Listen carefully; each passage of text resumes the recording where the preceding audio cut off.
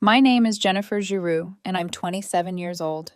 If you've ever fought your way up from nothing, you'll understand why I still run my hand along the exposed brick in my living room every night before I sleep. It isn't a wall, it's a promise I kept to myself. 2 years ago, a startup I joined out of college got acquired. I wasn't a founder, I wasn't even early, but my equity payout was enough to put a real down payment on a downtown Seattle loft. Floor to ceiling windows, a slice of Elliott Bay, the clatter of the streetcar like a metronome for my mornings. After years of borrowed couches and instant noodles, this place feels like proof that effort can become space, and space can become peace. My family? Peace was never our dialect. My mother, Patricia, can curate a brunch like it's a magazine shoot and shatter a room with one sentence. When I was 15, she married David, a quiet accountant who never raised his voice because numbers didn't need him to. He taught me how to balance a budget and how to spot a lie in a spreadsheet. My younger sister, Christina, is a comet, bright, fast, and famous for burning out. She dropped out of college twice, jumped from a candle-making studio to a failed crypto consultancy, and still somehow remained the golden child. I helped when I could. Car insurance here, a medical copay there. I told myself it was what daughters and sisters do when they're lucky enough to breathe in a high-rise that smells like coffee and possibility. 3 weeks ago, luck changed its clothes. The envelope was wedged under my door when I got back from a work trip. Heavy, official, the kind that makes your stomach fall before your eyes do. Inside, a stack of documents, promissory notes totaling $275,000, each bearing a signature that looked like mine. A lien against my loft, a demand for payment or transfer of title within 30 days. My hands tingled, the way they do right before you pass out. I read everything once, then again. The dates were surgical, weeks when I'd been slammed at work, when I might have signed anything my mother put in front of me if she'd asked nicely.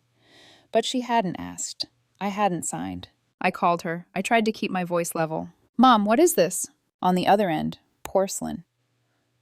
"They're the loans I gave you, Jennifer, for school, for living. It's time to make good." I worked 3 jobs. The documents speak for themselves, she said, and I could hear the ice settle. My lawyer says they're ironclad. 30 days, or the title. She hung up. I stared at my reflection in the dark window, the city behind me like static. My phone lit again. Evan, my boyfriend, texted, "Back in town? Dinner?" All I could type was, "Not tonight. Emergency." My chest fluttered like a trapped bird. I didn't sleep. I cataloged. Every bank transfer I'd ever sent to Mom, every line item for Christina's emergencies. All arrows going out, none coming in. It wouldn't matter if a judge believed the ink that wasn't mine. At 8:01 a.m., I was at Jennifer Lawson's office. Contract disputes, sharp eyes, sharper pencils. She read quietly, lips tightening, just a fraction. "Have you had these signatures analyzed?" she asked. "No, but they're not—" "We'll get a forensic examiner," she said. "But Jennifer, family cases are hard. Judges want to believe people don't do this to blood." She tapped the stack. "This figure, $275,000, almost exactly what your equity is after mortgage. They know your numbers." Something cold uncoiled in my spine. I remembered Christina's neat little notebooks she used to keep on the coffee table, swirls of letters that never formed words. Practice, she'd laughed, for calligraphy kits she was going to sell. I remembered Mom's offhand comment after my closing. "Title paperwork is so confusing, isn't it? So many places to sign. Good thing you're detail-oriented." I remembered the way David had once asked, too gently, if I monitored my credit. Foreshadowing. I just hadn't known how to read it. We filed a formal dispute. Lawson started building a defense, and I started falling apart. I skipped lunch, forgot how to breathe. My phone vibrated until I didn't hear it anymore. When it finally rang with a name I didn't expect, I answered. "David." "Jennifer," he said, voice low, as if the phone itself could overhear. "Don't hang up." I didn't. I was trying to remember the last time David had called me directly. Maybe never. "I need to see you," he said. "Your mother can't know I called. 1 hour. Starbucks on Pine." "David, if you're here to—" "I'm here to help you," he interrupted. David never interrupts. "Please." I went. He was in a corner booth with a laptop bag and a manila folder that had forgotten how to close. He looked wrecked, tie crooked, eyes red. When he stood, his hands shook. Jennifer, he said, and tried a smile that didn't land. Sit. David, what is this? I asked. My mouth tasted like pennies. He slid the folder over.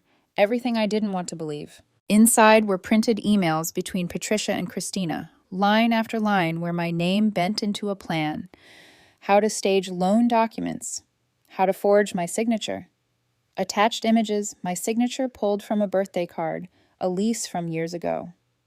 There were bank statements showing cash deposits into Christina's account days after I'd sent emergency money to my mother, a thread with a disbarred lawyer who specialized in aggressive collections.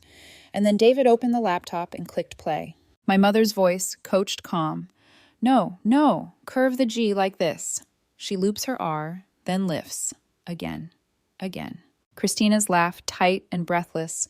Got it, Mom. She won't know what hit her. I stared at the screen until the world pinholed. How did you get this? My voice sounded borrowed. I'm an accountant, David said. I noticed our joint accounts moving in ways they shouldn't. I installed monitoring software, legal. I collected everything. I tried to talk her out of it. She said it was family planning, and you'd agreed. His jaw twitched. After they served you, they celebrated. I couldn't pretend anymore. There are sounds you don't know you can make until your life makes them for you. Mine was a laugh that cracked halfway through and fell into silence. David plugged in a USB drive. It's all here. Emails, recordings, bank trails. Enough to prove fraud, forgery, conspiracy. This will destroy your marriage, I whispered. It's already destroyed, he said. And for the first time I heard grief under the grit. I can't stay married to someone who would do this to her child. I thought about the last Thanksgiving, the way Mom had pressed extra pie on Christina, beaming like a stage light, while asking me if I'd considered turning my loft's second bedroom into an Airbnb. I thought about Evan, who had once said, "You don't owe them what they think you do," and how I'd brushed it off. I thought about the envelope under my door that had turned my home into a countdown. What do I do? I asked. We take this to your lawyer, David said. Then to the police. There's more you haven't seen. They were going to file fake medical bills, claim you co-signed a business loan. They want everything. Outside the cafe window, Seattle drizzled, the way it always does when the city wants to pretend it's gentle. Inside, I learned what it feels like to be both gutted and held at the same time. Okay, I said finally, we fight. When I left, the folder felt heavier than my bag. I texted Evan, I need you tonight. Not to fix anything, just to be there. His reply was immediate, I'm here, always. As I stepped into the gray, I caught my reflection in the glass again. I didn't look like someone who could lose everything. I looked like someone who was done pretending she couldn't. The next morning, I met with Lawson again. Her office smelled like coffee and tension. When I handed her David's folder, she didn't even take her coat off, just sat, clicked the laptop open, and pressed play. My mother's voice filled the room, cold, precise. No, Christina, the line on the J doesn't curl that high. She makes it lazy, almost like she's rushing, again. Christina giggled. This is so much work for one signature, Mom. For $275,000, you can practice a few more times. Lawson didn't say a word until the clip ended. Then she looked at me. Jennifer, this isn't just a civil dispute anymore, she said quietly. This is criminal fraud. We're not defending. You're the victim of a premeditated crime. Her tone shifted from analytical to sharp. She pulled out a legal pad. We'll need to contact the police today. With this level of evidence, they'll assign a financial crimes detective. You'll also need to protect yourself. Freeze your credit, change every password, and get your bank on alert. Her pen moved quickly, jotting names and steps I could barely follow.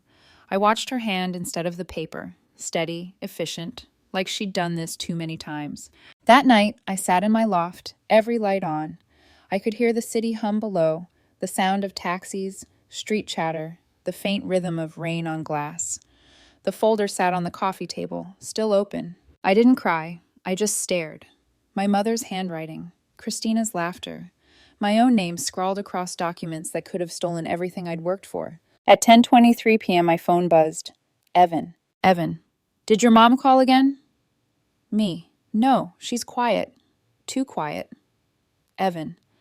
Then she's planning something. Stay alert. You're not alone in this, Jen. He didn't know it, but that last line was the only thing keeping me from breaking. 3 days later, Detective Robert Morrison called. Ms. Giroux, I've been assigned to your case. We'll need to meet. Can you come to the precinct tomorrow morning? At 8 a.m. sharp, I walked into a small, windowless room that smelled faintly of coffee and printer ink. David was already there, sitting stiffly, a thumb drive in his palm like a lifeline. Detective Morrison was calm, methodical, and terrifyingly efficient. He copied the evidence, noted the timestamps, then asked David to confirm how he obtained them. Joint financial accounts, shared computer, everything legally accessed, David said, hands steady now. I just didn't know how else to stop them. Morrison nodded, glancing toward me. You're lucky he did. Without this, they'd already have a lien on your loft, and good luck proving it false later. That hit hard. He continued, I'll be requesting a search warrant for both your mother's residence and your sister's apartment. But I want to prepare you. These cases are messy. Family turns ugly fast. I nodded, though my throat felt tight. It already has. 2 weeks later, Morrison called again. His tone was different, almost stunned. Jennifer, we found everything, he said, and more. They'd raided my mother's home and Christina's apartment. On Christina's laptop, Photoshop files of my signature, practice pages layered digitally, mock loan forms with changing dates. In her browser history, YouTube tutorials titled How to Forge a Signature Convincingly and Legal Document Templates Editable PDF. And then, the most damning find, a handwritten journal filled with Christina's looping, dramatic penmanship. One page was dated just weeks before that envelope appeared under my door. Jennifer won't know what hit her. Mom says she owes us for all the years she lived comfortably while we scraped by. Once we have the loft, I'll finally start my business again. This time, it'll work. Reading that entry felt like stepping barefoot on broken glass. Meanwhile, David had quietly moved out of my mother's house. He rented a small one-bedroom apartment above a bakery in Ballard and sent me the address in a short text. For safety, not pity, I can't stay there anymore. We met for coffee every few days just to compare notes. He'd become the one person I trusted completely. Your mother's been moving money through 4 different accounts, he told me one morning, sliding his phone across the table. She even used our joint card to pay that disbarred lawyer. The arrogance of it. He shook his head. She thinks she's untouchable. She's not, I said. My voice surprised even me. It didn't shake this time. Then came the public humiliation. A week later, my mother showed up at my office building. The receptionist called in a panic. There's a woman downstairs screaming your name. By the time I reached the lobby, security was already escorting her out. Her makeup streaked down her face, her voice sharp enough to cut glass. You think you can destroy this family over some paperwork? You owe me, Jennifer. Everything you have came from me. People stared. My co-workers froze mid-walk. The word "oh" echoed louder than the rest. I didn't respond. I couldn't. But I noticed something as the guards pushed her out. The faintest flicker of satisfaction in her eyes. She wanted to humiliate me. She wanted control. As the glass doors closed behind her, my chest caved in. All I could think was, how do you defend yourself when your own mother becomes the enemy? That night, Evan came over. He brought takeout and silence, the kind that doesn't need fixing. When I told him about the office scene, he clenched his jaw. Let me deal with her, he said quietly. I shook my head. No. I'm done reacting. I want results, not revenge. He looked at me differently then, like I'd stopped being someone who needed saving and started being someone who was already fighting. We ate on the couch while the city blinked outside. He reached for my hand and said, whatever comes next, don't let her make you doubt your own worth. That's how people like her win.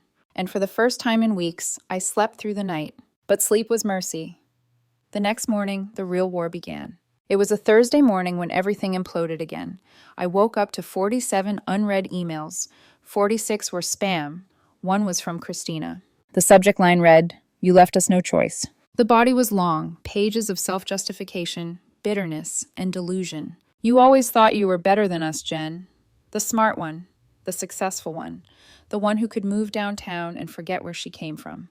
Mom just wanted you to give back what you took. You should be grateful she's not asking for more. This whole thing was supposed to stay in the family, but you had to involve outsiders. We were going to cut you in after selling the loft. Maybe buy you a smaller place. You're ruining everything. If you just listened, none of this would have happened. By the end, my hands were trembling so hard that I almost dropped my phone. She had confessed, proudly, carelessly. Within minutes, I forwarded it to Lawson and Detective Morrison. When Lawson called back, she didn't even say hello. Jennifer, do you understand what you just handed me? That email is a full written confession. She, just admitted intent execution, and motive. This case just went from strong to bulletproof. For the first time, I exhaled. That same week, official charges were filed against both my mother and sister: fraud, forgery, conspiracy, and identity theft. It didn't feel like victory. It felt like mourning. Because while the law was finally on my side, my family wasn't. Relatives I hadn't heard from in years began calling, sending texts that ranged from guilt-tripping to venom. "Your mom's devastated. You didn't have to take it this far. Family doesn't call the cops on family." They hadn't seen the evidence. They didn't want to. All they wanted was to keep the illusion intact. Only my grandmother, sharp as ever at 91, called with clarity. "Jennifer," she said, "don't you dare back down. Your mother's been like this since she was a teenager. Jealous, manipulative, and desperate for control. You stand firm. You hear me?" Her voice cracked halfway through, but not from doubt, from strength. While the criminal case gathered steam, Lawson uncovered something worse. One afternoon, she called and said, "You might want to sit down." Apparently, Patricia had taken out credit cards in my name, accounts opened back when I was still in college, using my social security number. She'd been quietly making minimum payments for years to keep them active, biding her time. Once the loft was transferred, she planned to max them out, over $80,000 in total credit. We spent the next 3 days filing identity theft reports, contacting banks, and freezing everything. My credit score tanked temporarily, but at least now, everything was documented. "I told you," Lawson said grimly. "They wanted to drain you dry before you ever realized what was happening." The preliminary hearing came 6 weeks later. Walking into that courthouse felt surreal. Cold marble floors, humming fluorescent lights, everything too clean, too bright for what it was. My mother and sister sat side by side at the defendant's table. Both pleaded not guilty. Patricia wore a pearl necklace, her chin high. Christina kept her eyes down, hands clenched. I tried not to look, but when I did, I saw it. The same expression they wore at every holiday dinner when I mentioned work, a mix of disdain and envy. It made my stomach turn. The judge, Harrison, reviewed the evidence and said, "The court finds sufficient cause to proceed to trial. Bail is set at $100,000 each." Christina couldn't make bail. She was taken back into custody. Patricia's sister, Nancy, paid hers. Watching Christina being led out of the courtroom, still in disbelief that she'd done this to me, was one of the most haunting moments of my life. I felt a flicker of guilt, quickly smothered by the truth. She chose this. By the following week, the fallout reached my workplace. Someone, likely Patricia, had sent an email to HR claiming I'd stolen family funds and forged documents. The message was filled with lies, but written with chilling detail. Luckily, my manager James called me in before any rumors could spread. "Jennifer, don't worry. We know what's going on. We've got your back," he said. He paused. "Take time off if you need it. This isn't something anyone should have to balance with work." I nodded, trying not to cry in his office. That night, I walked into therapy for the first time. Dr. Amanda Chen, trauma therapist, mid-40s, calm voice. After one session, she said something I'll never forget. "What you're experiencing is betrayal trauma, Jennifer. When those meant to protect you become the ones who hurt you, your body treats it like survival. That's why you can't eat, can't sleep, can't stop replaying the moments you missed. It's not weakness, it's instinct." I sat there for a long time, silent, letting those words untangle something deep in me. She was right. I wasn't broken. I was defending myself from the people who were supposed to love me. Meanwhile, my relationship with David grew into something unexpected, a quiet alliance that felt almost sacred. He was grieving too, realizing that the woman he'd loved for 15 years was capable of this. One evening over takeout, he said softly, "I think of you as the daughter I never had. I'm sorry I didn't protect you sooner." "You protected me when it mattered most," I said, and I meant it. Then there was Evan. He'd been patient through it all, but I could tell the strain was wearing on us.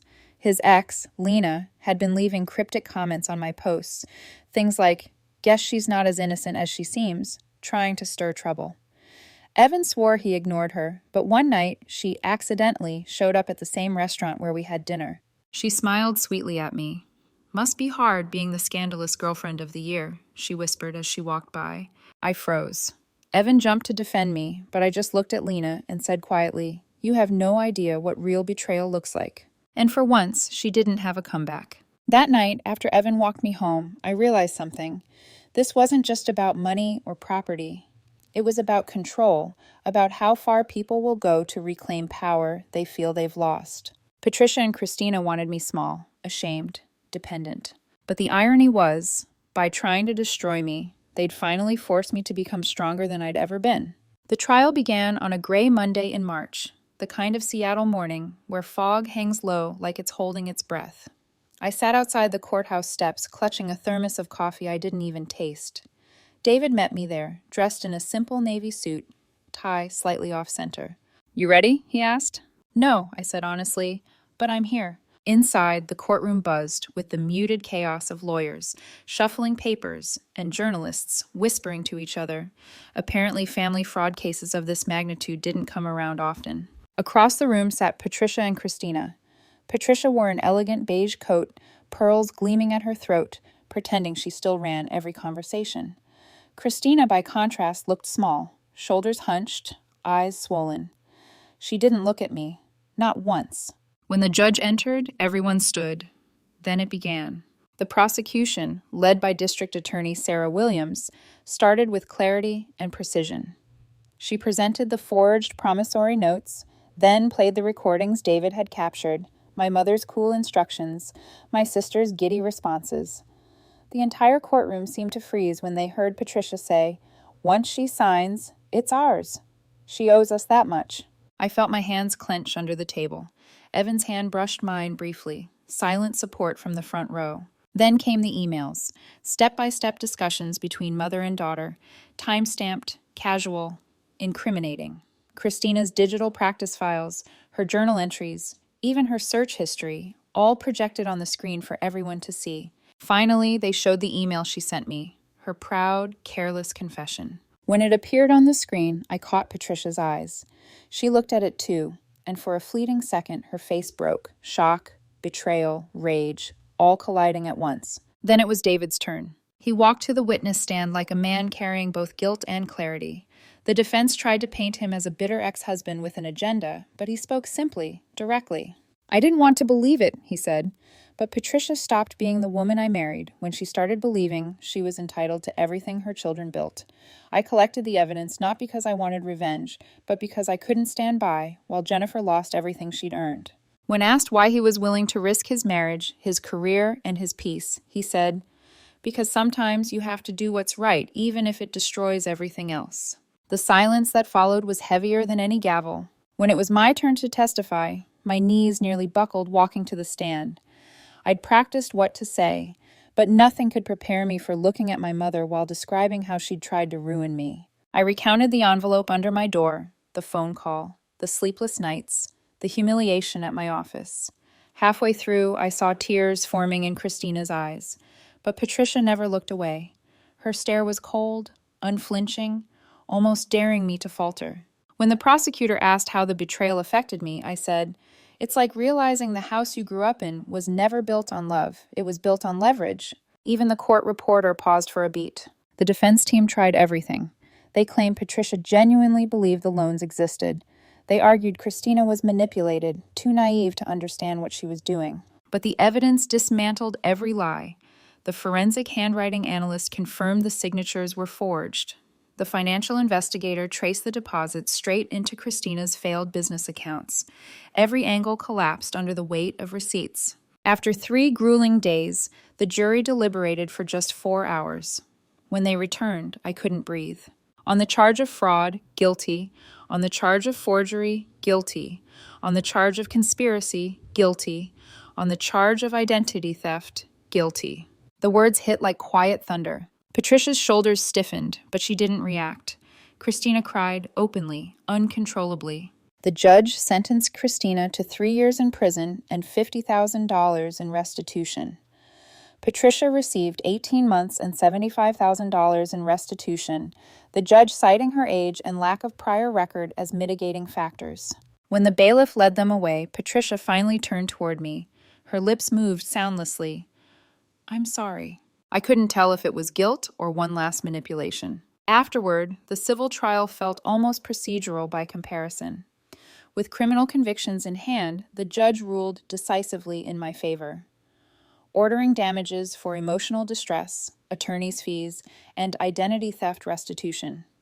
I didn't care about the money. I cared that, finally, the truth was no longer just mine to carry. Weeks passed before I began to feel the edges of normal again. Work slowly steadied. Neighbors stopped whispering. Even the air in my loft felt lighter. David came by one evening with Chinese takeout and 2 envelopes. One contained paperwork for a trust, a way to protect my assets moving forward. The other was shorter, handwritten. I know this might sound strange, he said, but would you let me adopt you as an adult, legally? I froze. David, he smiled softly. It wouldn't change much on paper, but I want you to know you have a parent who chooses you, someone who will always have your back. Tears welled before I could stop them. Yes, I whispered, 1,000 times yes. He chuckled. Good, because the paperwork's already halfway done. For the first time in months, I laughed, a real laugh. The next day, I met with Dr. Chen again. She said something that became my new compass. Forgiveness isn't permission for them to hurt you again. It's just reclaiming the power they stole from you. I walked home under soft rain, the city lights turning everything silver. The sound of my own footsteps felt steady again. By the time I reached my building, I realized something important. My mother and sister had tried to destroy my sense of safety, but all they'd done was prove I could rebuild it myself. 3 months after the verdict, Seattle finally began to thaw. Rain turned softer, the kind that didn't sting but washed things clean. I opened my loft windows again and let the breeze in, something I hadn't done since the night that envelope appeared under my door. Everything felt different now. The same brick walls, the same skyline view, yet somehow, the silence no longer frightened me. David was there most weekends now. He'd help me install a new security system, facial recognition, encrypted locks, motion sensors. It wasn't just about safety, it was about reclaiming my space. We set up a trust in my name to make sure nothing like this could ever happen again. David handled the paperwork with quiet precision, then handed me a folder and said, "Your mother and sister used deception to control you. Let's make sure honesty protects you instead." I smiled, touched by how gently he framed it. He wasn't trying to fix me. He was helping me stand stronger. One afternoon, as we sat drinking tea, he said softly, "I used to think being a parent meant never letting your child suffer. But I've learned it means standing with them when the world tries to take everything away." I squeezed his hand. "You've done that better than anyone ever has." He smiled. "Then I'm doing my job." The emotional repair took longer than the legal one. Therapy became my ritual. Tuesday evenings with Dr. Chen. We didn't talk about my mother and sister anymore. Not really. We talked about boundaries, and how people who fear them always call them cruelty. "You can love someone," Dr. Chen said, "and still decide they're not safe for your peace. That isn't betrayal, that's survival." I nodded, writing it down. That's survival. Meanwhile, my workplace, once a source of dread, had become my anchor. My manager, James, welcomed me back with warmth and respect. "You seem different," he said one morning during coffee. "Calmer, more assertive. Whatever you went through, it made you unshakable." I smiled. It taught me who I am when I'm not trying to please everyone. Within months, I was promoted to a lead role on a new software project. The same coworkers who'd once whispered now sought my advice, not out of pity, but out of respect. Then came something unexpected. A letter arrived in the mail. The handwriting was familiar, slanted, precise. It was from Christina. I didn't open it. I couldn't. I put it in a folder labeled Legal Files, the same way I had with every court document, every piece of evidence. Maybe one day I'd read it. Maybe not. I told Dr. Chen about it the following week. She said, "You don't owe closure to the person who shattered your peace. Sometimes healing means leaving some questions unanswered." I nodded, and for the first time, I believed that was enough. I began volunteering on weekends with Mrs. Robinson, an elderly neighbor who turned out to be one of my mother's previous victims. They'd scammed her out of $50,000 through a fake investment fund. She was in her 80s, sharp, kind, and blunt in the way only the wise can be. "You're nothing like them," she told me as we carried groceries up her stairs. "You have integrity. That's the one thing money can't buy, and your mother never learned it." Her words stayed with me. Every Saturday, we'd share tea and stories. She'd talk about the past, about how trust, once broken, takes time to rebuild but always finds a way if nurtured right. And somehow, through her, I found the comfort of a grandmother's love I'd missed for years. Evan and I grew closer, steadier. The chaos had stripped away pretense. He saw every fracture, every scar, and stayed. One evening, as we cooked dinner, he said quietly, I've never seen someone lose so much and still stay this kind. I smiled faintly. Kindness is my rebellion. He laughed, kissed my forehead, and said, then keep rebelling. When David's adoption paperwork finally went through, we celebrated at a small Italian restaurant overlooking the water. No lawyers, no drama, just two people who'd built something honest out of the wreckage. To new beginnings, he said, raising his glass. To chosen family, I added. We clinked glasses. For a moment, I caught our reflection in the window, the city lights painting us in gold and blue. We looked nothing alike, but there was something unmistakably familial in the way our shoulders leaned toward each other. That night, as I stood by my loft window, I thought about everything that had happened. The betrayal, the fear, the loss. But also, the proof. That truth wins when it's documented. That boundaries protect more than walls. That family isn't defined by blood, but by choice. I whispered it to the city below, half a vow, half a prayer. You don't owe anyone your peace, not even family. 3 months later, David surprised me with tickets. Europe, he grinned. You need new memories. We stood at the airport gate, the past behind us, the future finally uncluttered. After everything, he said softly, you still believe in people. That's rare. I smiled, eyes glinting under the terminal lights. I just stopped believing in the wrong ones. When the plane took off, I looked out the window.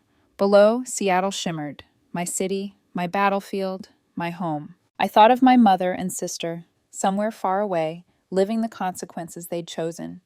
And I thought of David, sitting beside me, proof that love chosen freely is stronger than loyalty forced through guilt. For the first time in a long time, I didn't feel haunted. I felt free. The view from my loft had taught me how to survive. The view from the clouds reminded me how to live.